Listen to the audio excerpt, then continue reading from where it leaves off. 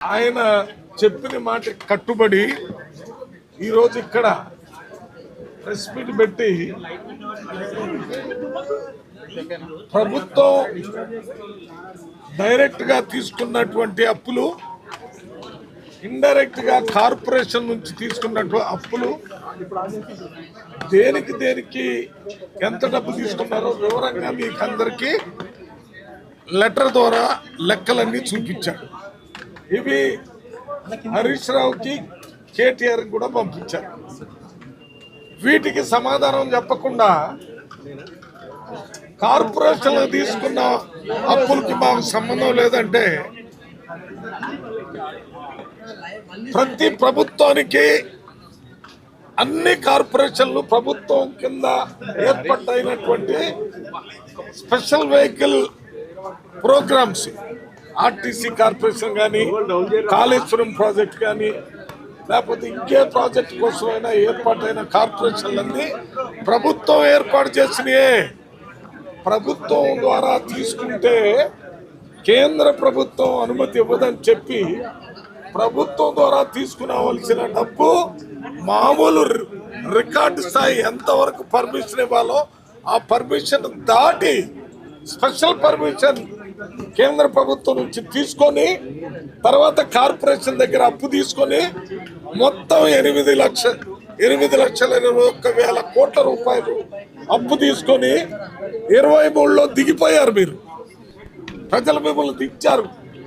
23 నుంచి ఇప్పటి వరకు 2 లక్షల కంటే ఎక్కువ మీరు చేసినటువంటి అప్పులకి 2 లక్షల కోట్ల కంటే ఎక్కువ కట్టడం జరుగుతుంది. ప్రతి నెల ఈ అప్పులకి 6,000 కోట్ల రూపాయలు ప్రభుత్వం చెల్లిస్తుంది. ఈ ప్రభుత్వానికి నెలకు వచ్చేటటువంటి ఇన్కమ్ మొత్తం ట్యాక్స్లన్నీ కలిపితే 18,000 కోట్లు వస్తాయి. 18,000 కోట్లలో 8,000 కోట్లు మీరు చేసిన అప్పులకే కట్టాల్సి వస్తుంది.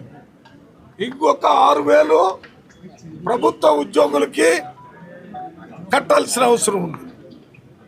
ఇక మిగిలింది ఎంత? 6,000. ఈ 6,000ని అత్యంత జాగ్రత్తగా ఆ బడ్జెట్ రూపాయి కలబోసుకొని కొన్ని అప్పులు తీసుకొని ఇప్పుడు ప్రభుత్వం ప్రయారిటీ సెక్టర్ ఖర్చు పెడుతుంది. ప్రయారిటీ సెక్టర్ అంటే 100 ఇంటిగ్రేటెడ్ రెసిడెన్స్ స్కూల్ పెట్టారు.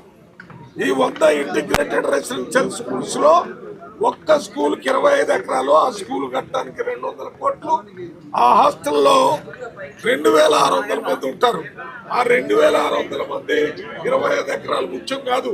Concept of this integrated residential hostel is SC, ST, BC, minority, economically weaker section పిల్లలంతా కూడా ఒకే హాస్టల్లో 5వ తరగతి నుంచి 12వ తరగతి ఇంటర్మీడియట్ వరకు చదువుకొని బయటకు వస్తే, పిల్లలు బయటకు వచ్చిన తర్వాత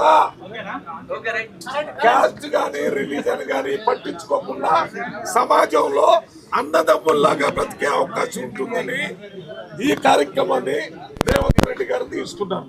ఇది మీరు 10 సంవత్సరాలు పరిపాలన చేసినప్పుడు చేయలేదు. ఇది మొత్తం సామాజిక న్యాయం, ఆర్థిక న్యాయం, అదే రకంగా రాజకీయ న్యాయం జరుగుతుంది. ఇవి కాకుండా మొదటి విడత 4,50,000 ఇండ్లు ఇచ్చారు. మళ్ళీ 3 లక్షలు ఇచ్చారు. మొత్తం 7,50,000 ఇండ్లు ఇప్పటికే ఇచ్చారు. మీరు 2 గదులు ఇళ్ళు ఇస్తారని చెప్పి ప్రజల్ని మోసం చేసి 2 సార్లు అధికారంలోకి వచ్చారు. మీరు అప్పు చేసి ఉపయోగపడే పనులే చేయలేదు. 100 సంవత్సరాలు పనికొచ్చేటటువంటి సెక్రటేరియట్ పడగొట్టారు. ఆంధ్రప్రదేశ్, తెలంగాణ రాష్ట్రానికి సంబంధించిన కలిసి ఉన్నప్పుడు ప్రభుత్వం నడపడానికి కావాల్సినటువంటి సెక్రటేరియట్ ని మీకు ఒక కళ వచ్చింది. నేను మొత్తం భారతదేశంలోనే పెద్ద సెక్రటేరియట్ కట్టాలని. చిన్న రాష్ట్రానికే పెద్ద సెక్రటేరియట్, ఉత్తరప్రదేశ్ లో కూడా లేనంత పెద్ద సెక్రటేరియట్ ఈ అప్పులు చేసి ఈ రకంగా దుబారా చేశారు. అప్పు చేసి అప్పు కూడా అని చెప్పినట్టుగా దీని ద్వారా ఏమన్నా అడుగుతున్నావు? నువ్వేమన్నా అడుగుతున్నావు? అడుగు. ఓకే అంటే ఏంటి? నువ్వేమన్నా అడిగితే అడుగు. నేను చెప్పేది నేను ఓకే ఓకే అంటే తీసుకో, మరి తీసేయి.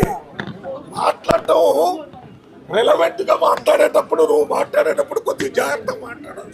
లేదా అరే చేయనప్పులైతే ఆఫ్ చేయి. టిఆర్ఎస్ వాళ్ళు కార్పొరేషన్ లోన్లు మేము మాకు సంబంధం లేదంటున్నారు. ఎవడైనా ఒప్పుకుంటారా? కార్పొరేషన్ లోన్స్ ప్రభుత్వానికి సంబంధం లేదంటే ఎవడైనా ఒప్పుకుంటాడా? తెలివన్నోడు ఎవడైనా ఒప్పుకుంటాడా? మీకే తెలివి ఉందనుకుంటున్నారా? తెలంగాణలో ప్రజలు చాలా తెలివి కల్లోడు. అందువల్లనే మేము ఇవాళ సూపర్లకి ఇస్తారావు గారు 5 గంటలకి ఇక్కడ ప్రెస్ మీట్ పెడుతున్నారంటే నేను నాగర కర్నూలులో ఉన్నాను. రేపు సీఎం గారి ప్రోగ్రాం అక్కడ మిర్చిల్లో ఉంటే ఆ ప్రోగ్రాం అరేంజ్మెంట్స్ లో ఉండి ఈ ప్రోగ్రాం వచ్చాను. మధ్యలో ట్రాఫిక్ వల్ల ఒక 10 నిమిషాలు లేట్ అయింది. అన్నా ఒక్క విషయం చెప్తున్నాను. గోబెల్ అని ఒకడు హిట్లర్ టైంలో ఒకడు గోబెల్ అని మినిస్టర్ ఉండేవాడు. దాని గురించి ఎవడు నమ్మటం లేదని చెప్పడానికి ఉదాహరణ ఈ ప్రభుత్వం 23లో వచ్చింది. మధ్యలో జరిగిన 2 అసెంబ్లీల్లో బీఆర్ఎస్ అభ్యర్థులు ఓడిపోయి ఎమ్మెల్యేలు 2 కాంగ్రెస్ గెలిచారు. తర్వాత జరిగిన పంచాయతీ ఎన్నికల్లో 65% కాంగ్రెస్ పార్టీ వాళ్ళు గెలిచారు. మున్సిపల్ ఎలక్షన్ లో 85% గెలిచారు. స్కామ్లు ఉన్నాయని మొత్తుకొని అప్పుడు అరిచారు, ఇప్పుడు కూడా అరుస్తున్నారు. మీరు ఇట్లనే ఆధారాలు లేకుండా మాట్లాడితే ప్రజలు మీకు సరైన బుద్ధి చెప్తారు. రేపొచ్చే ఎన్నికల్లో మీరు పెద్ద భారీ మూల్యాన్ని చెల్లించాలా. కాంగ్రెస్ పార్టీ మొన్న గెలిచింది 65 సీట్లే. ఈసారి వచ్చే ఎన్నికల్లో 100 సీట్లు గెలుస్తారు. ఎందుకంటే ప్రజలు ఈ స్కీమ్స్ అయితే రేవంత్ రెడ్డి గారు ఇచ్చారో అనుభవిస్తున్నారు. మహిళలకి బస్సు ఉచితంగా ఇవ్వటం కానీ, లేక సన్న బియ్యం కానీ, 200 యూనిట్లు కానీ ఇవి కనపడతాయి. రండి, ఏ ఊరుకు పోయినా ఆ ఊళ్ళో ప్రజలు ఏదో ఒకటి ప్రభుత్వం నుంచి లబ్ధి పొందిన వాళ్ళే ఉంటారనే విషయాన్ని చెప్తూ ఆయన ఇచ్చినటువంటి లెక్కలకి సమాధానం చెప్పి దాని తర్వాత మాట్లాడాలని నేను వారికి దళితులకు కార్మికులకు అందాల్సిన టెండర్లు డ్రగ్స్ మోసే వాళ్ళకి అందుతున్నాయని ఆరోపిస్తున్నారు. దీనికి ఏం చెప్తారు? న్యూస్ టైం అడిగినట్టుగా అడుగు. ఇది పూర్తిగా అబద్ధాలతో కూడిన అమెరికా నుంచి వచ్చిందా, ఆకాశం నుంచి వచ్చాడా? ఆర్ఎస్ ప్రవీణ్ కుమార్ చెప్తే కరెక్టా? ఎన్నో చెప్తున్నాడు. ఆర్ఎస్ ప్రవీణ్ కుమార్ ఆయన భార్య ట్రాన్స్ఫర్ చేస్తే ఆయన గురించి ట్రాన్స్ఫర్ చేశారని చెప్తున్నారు. ఆర్ఎస్ ప్రవీణ్ కుమార్ ప్రభుత్వంలో ఐపీఎస్ ఆఫీసర్ పనిచేశాడు. ఆయన తెలుసు కదా ట్రాన్స్ఫర్స్ ఎట్లా పనిచేయాలో. అందులో భాగంగా చేశారు. చేస్తే ఏంటి, ఆయన మాట్లాడితే ఏమన్నా ఇది రాముడు చెప్పినట్ట. ఆయన ఇప్పుడు బీఆర్ఎస్ పార్టీలో చేరాడు. అంతకుముందు బీఎస్పీ పార్టీలో ఉన్నాడు. ఆ బీఎస్పీ పార్టీలో ఉన్నప్పుడు బీఆర్ఎస్ పార్టీని నిరంతరం తిట్టి ఈ ప్రభుత్వం, ముఖ్యమంత్రి ఆర్ఎస్ వీళ్ళందరూ తిట్టిన వ్యక్తి ఇప్పుడు అక్కడ చేరి స్టేట్మెంట్స్ ఇస్తున్నారు. మరి దానివల్ల లాభం ఏమి ఉండదు. మాట్లాడతారు. ఆయనకు ఆ స్వేచ్ఛ ఉంది. ఆయన ప్రతిపక్షంలో ఉన్నాడు, ఆయన బీఆర్ఎస్ పార్టీలో ఉన్నాడు. ఆయన ఇష్టం వచ్చినట్టు మాట్లాడతాడు. మాట్లాడే స్వేచ్ఛ రాజ్యాంగం ఇచ్చింది. ఆ స్వేచ్ఛను మేము అభ్యంతరం చెప్పడం లేదు. కానీ ప్రతి మాట్లాడేదానికి ఆధారాలతో మాట్లాడాలి. మేము ఆధారాలతోనే లెక్కించాం. జూపలెక్కిస్తారావు గారు, బాబు ఏం కావాలా మరి నువ్వు లేస్తే కొద్దిగా